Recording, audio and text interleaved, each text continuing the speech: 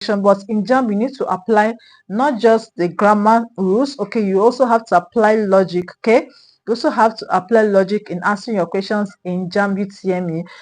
Hey guys, welcome back to my channel. This is Dima Tutorials. Dima Tutorials, as you guys already know, is an educational channel on YouTube, Facebook, and on TikTok. In today's video, I want us to consider a question from the past questions, and this question is meant to test your understanding on how to use the possession verb. Okay, how to use the possession verb. The examiner wants to test your understanding, your knowledge on the possession verbs, how to use them in sentences. Okay, now possession verbs are verbs that border on possession. Verbs like see, notice, hear, watch. Okay, now these are possession verbs, verbs that border on perception. Okay, now when you have a possession verb in a sentence, you can use the base form of the verb. Okay, you can use the base form of the verb, or you say the bare infinitive. You can use the base form of the verb or use a verb in the ing. These are two forms a verb that comes after a possession verb in a sentence can take. Now we have a possession verb in a sentence, and after it you have another verb. Now, the verb that comes after the possession verb can take the ing form and can also be in the base form. What do I mean by a verb being in the base form? That is, it does not contain ing or end with ed. Okay, for example, the verb come, okay, has a past tense that came, has the present participle as coming. Okay, now the base form of the verb come is come. So when a verb comes after a possession verb, it can either be in the base form or contain an ing. Okay, now in this lesson we are going to learn when a verb that comes after a possession verb should have ing or be in the base form. Okay, and we are going to do that by asking this question from the past questions. Okay, now let's look at it. Let's read the question.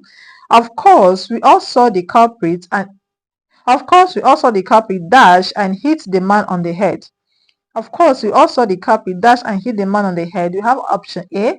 We have option A, approaching, B, approaches, C, approached, and D, approach. Okay, now which one is the correct answer? Now, like I said earlier, there are two types of verbs that can come after a possession verb. Okay, now in this sentence, we have a possession verb, saw. Saw is the possession verb here, and after it, we should have another verb. Okay, the verb that will occupy the gap, the verb that will fill the gap. Will it be the verb in ing or the verb in is based form? That's option A or option D. Of course, you know the option B and C are incorrect, okay, because the two forms of verbs that should come after a possession verb are verbs that end with ing or verbs that are in the base form. So options B and C are incorrect. Okay, so we're checking them off. That is the use of elimination method. We should learn how to use elimination method when asking questions in your exams to help to reduce the number of options you have to focus on while choosing the correct answer. Okay, so we eliminate B and C. Now we're left with options A and D. Okay, now let's look at it. Of course, we all saw the culprit dash and hit the man on the head. Now, if you say, of course, we all saw the culprit approaching and hit the man on the head. Now, this will imply that we were the people, okay, the speaker, not me, the speaker, and the people with him were the people that hit the man on the head. Okay, we all saw the culprit approaching and hit the man on the head. It implies that they saw the culprit approaching, then the speaker and people with him, hit the man on the head. Okay, this is correct. It's a correct sentence construction, but in JAMB you need to apply not just the grammar rules. Okay, you also have to apply logic. Okay, you also have to apply logic in answering your questions in JAMB UTME. Now we have in this sentence culprit. Culprit means somebody that is culpable for a crime, somebody that is responsible for a crime. Okay, so culprit here, that means the speaker and people with him were not the people that hit the man. So the person that hit the man was the culprit, right? The person that hit the man was the culprit. So we are not going to use option A. We're not going to fill the gap with option A because the speaker and people with him were not the people that hit the man. We have the word culprit, which shows this person is culpable for the crime of hitting the man. So our attention should be on culprit.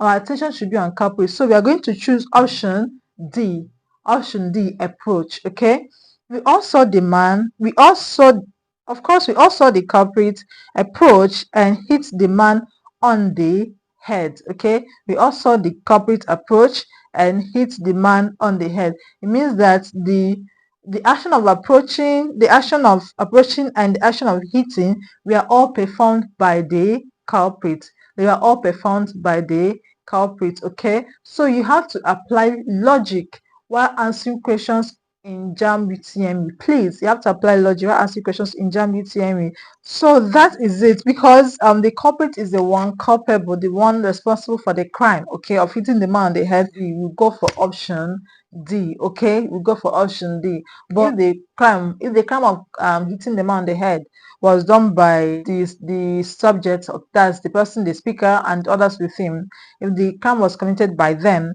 then approaching will go. But since the crime was committed, the action of hitting was done by the culprit, the approach will go. So just be careful answering questions in JAMB UTME. I think the reason why people say that use of English is difficult is because sometimes they don't really apply logic while answering questions in JAMB. JAMB, English is our second language, and a lot of people know how to speak English, and unfortunately we don't really speak this. Most times we don't speak the standard English, and examiners will try to bring those non-standard English into the exam so that we get confused and fail. But that is not our passion in 2025. We are going to smart JAMB UTME. Okay, you're going to smart JAMB UTME.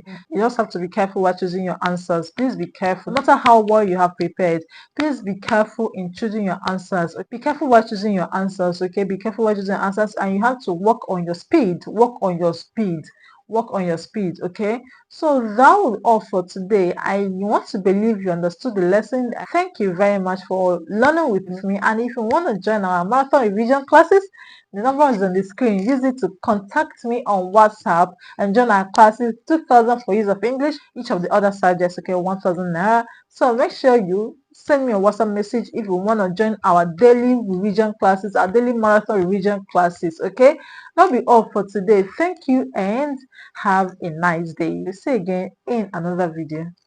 Bye.